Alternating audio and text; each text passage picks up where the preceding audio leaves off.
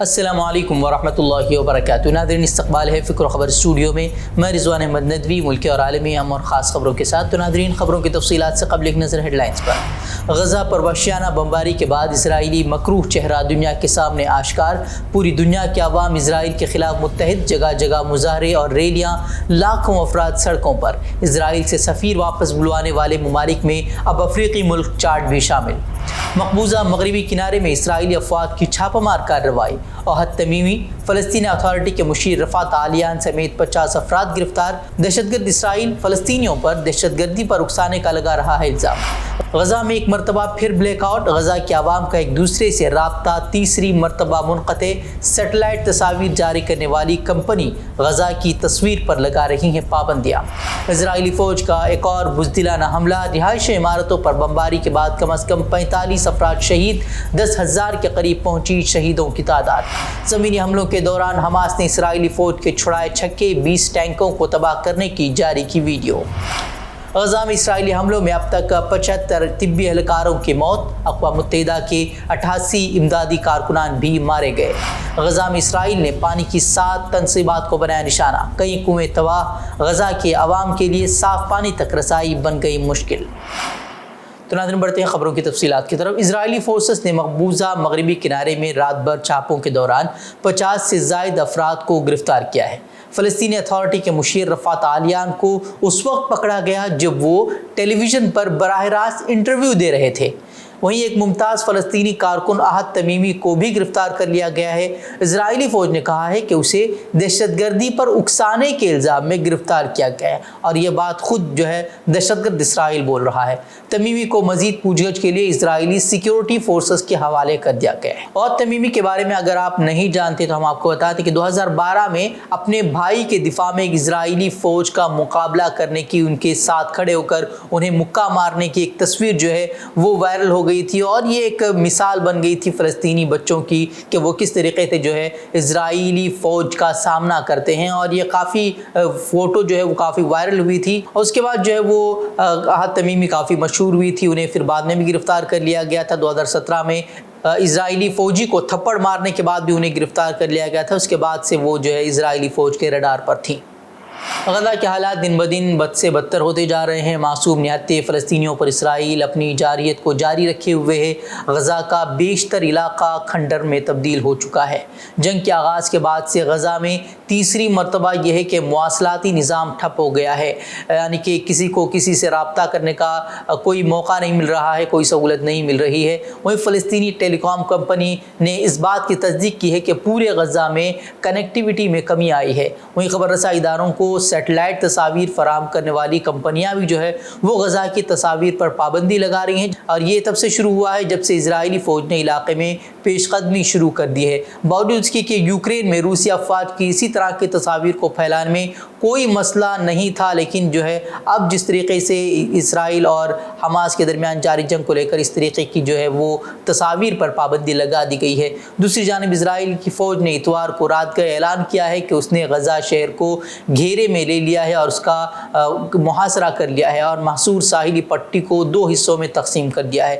اسرائیل اور حماس کے درمیان جنگ شروع ہوئے 30 دن مکمل ہو گئے ہیں، اور جنگ کے دوران اب تک تنہا غزہ میں 9,488 فلسطینی وہ شہید ہو چکے ہیں۔ ان میں تقریباً 4,000 بچے ہیں، 2,500 خواتین شامل ہیں۔ غزہ میں زخمیوں کی تعداد وہ 24,000 سے زائد تک پہنچ گئی ہے۔ وہیں ویسٹ بینک میں اب تک 152 فلسطینیوں کی جان جا چکی ہے۔ اس درمیان اقوام متحدہ کے ذریعے کی جا رہی جنگ بندی کی کوششیں بھی ناکام ثابت ہوئے ہیں، حالانکہ جنگ بندی کی کوششیں اب بھی جاری ہیں۔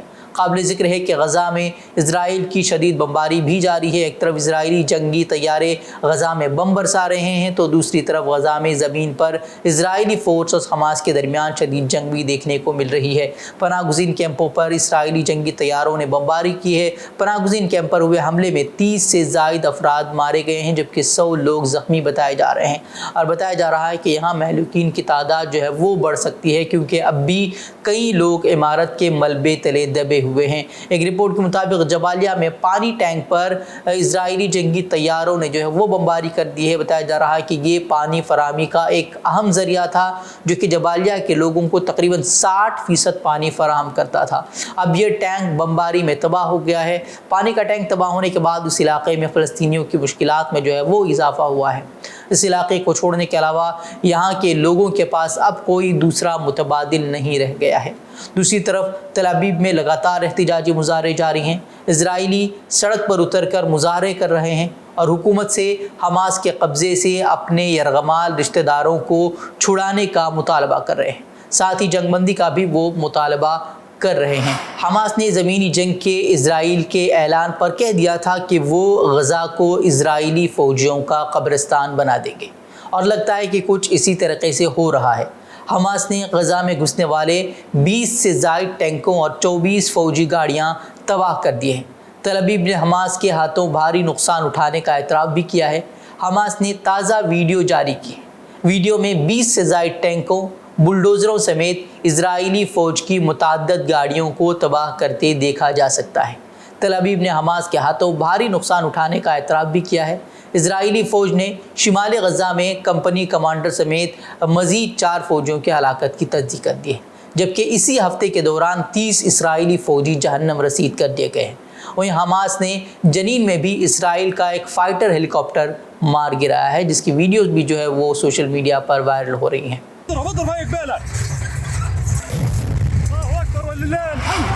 हिंदुस्तान में सियासत किसी मजाक से कम नहीं रह गई है। रोज़ ऐसे ड्रामे होते हैं कि अक़लें हैरान रह जाती हैं।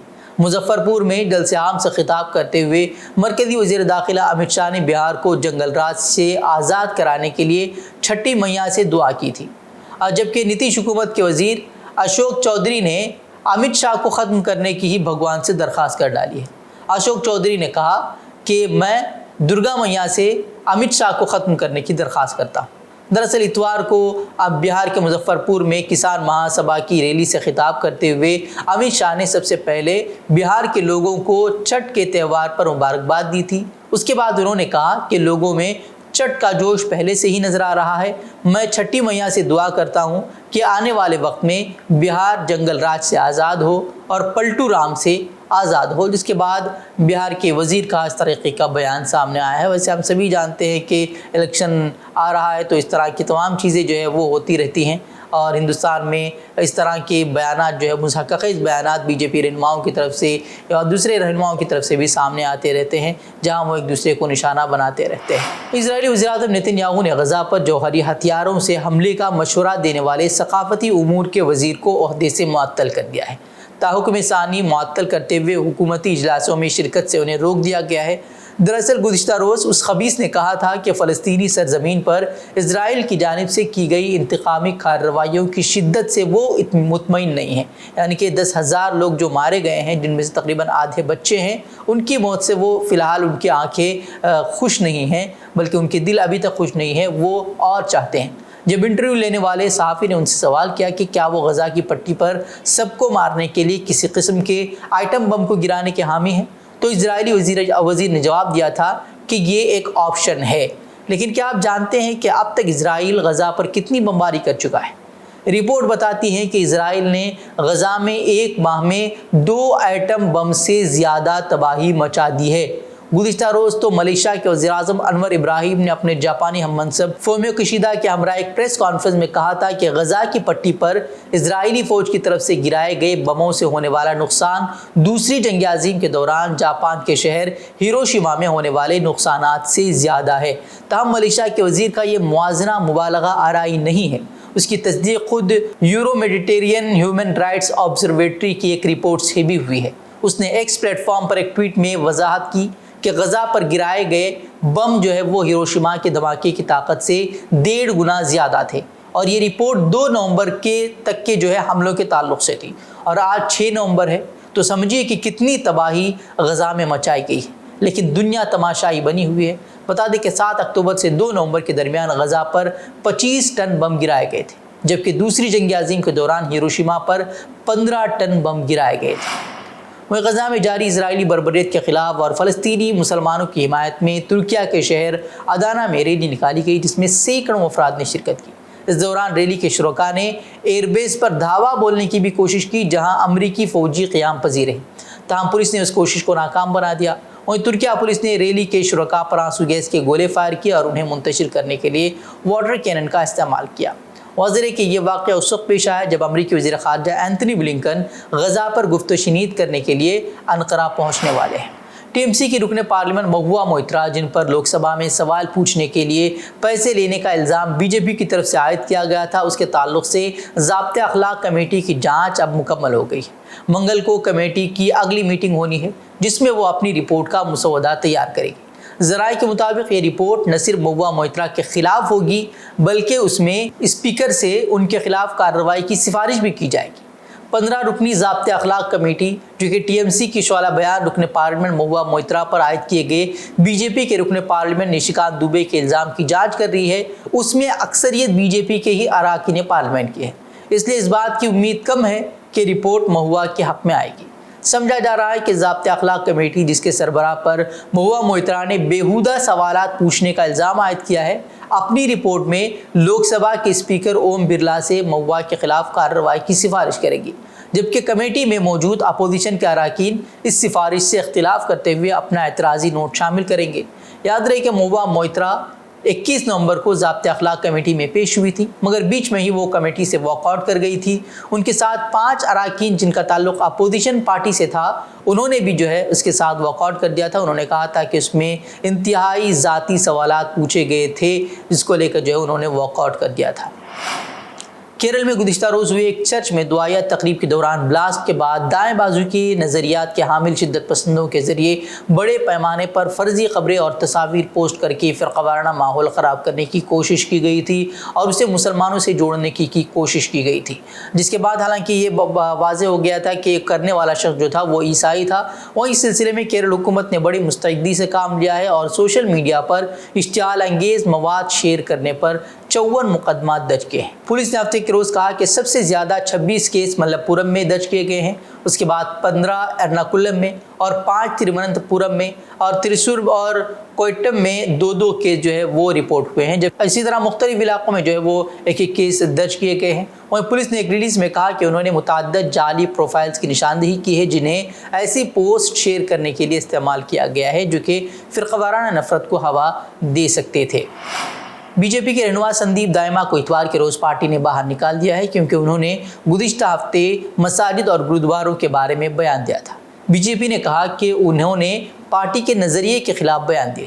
1 نومبر کو دائما نے کہا تھا کہ تیجارہ قصبے میں مساجد اور گرودوارے السر بن چکے ہیں اور انہیں جڑ سے اکھاڑ پھینکنے کی ضرورت ہے۔ انہوں نے یہ ریمارکس راجستھان کے تیجارہ حلقے سے بی جے پی کے امیدوار کے لیے مہم چلاتے ہوئے کہے تھے۔ وہیں راجستھان میں 25 نومبر کو اسمبلی انتخابات ہونے ہیں۔ ویسے یہ بیان اگر وہ صرف مساجد مدارس کے تعلق سے دیتے تو شاید ہی ان پر کوئی کارروائی ہوتی، چونکہ انہوں نے گرودوارے کا نام لیا جس پر سکھ برادری نے احتجاج درج کرایا، پھر جا کر ان کے خلاف کارروائی کی گئی۔ حالانکہ ہم نے دیکھا تھا کہ انہوں نے گرودوارے کا نام لینے پر معافی مانگی تھی، لیکن معافی مانگتے ہوئے بھی جو الفاظ ان کے تھے وہ ظاہر کر رہے تھے کہ یہ معافی سے زیادہ مسلمانوں کے خلاف ماحول بنانے کی کوشش تھی۔ انہوں نے معافی مانگتے ہوئے کہا تھا کہ وہ مساجد اور مدارس کہنا چاہتے تھے لیکن گرودوارہ ان کے منہ سے نکل گیا۔ آج چناوی بھاشن میں مسجد مدرسے کی جگہ گرودوارے صاحب کے بارے میں کچھ غلط شبدوں کا جو پریوگ میرے سے غلطی سے ہوا ہے، میں پورے سکھ سماج سے میں ہاتھ جوڑ کر क्षमा प्रार्थी ہوں۔ مجھے نہیں پتا میرے سے کیسے غلطی ہوئی ہے۔ تو ناظرین خبریں مزید خبروں کے لیے آپ ہماری ویب سائٹ www.fikrkhabar.com کی طرف رخ کر سکتے ہیں۔ ویڈیوز کے لیے ہمارے یوٹیوب چینل کو سبسکرائب کریں۔ تو ناظرین اجازت دیں، السلام علیکم ورحمۃ اللہ وبرکاتہ۔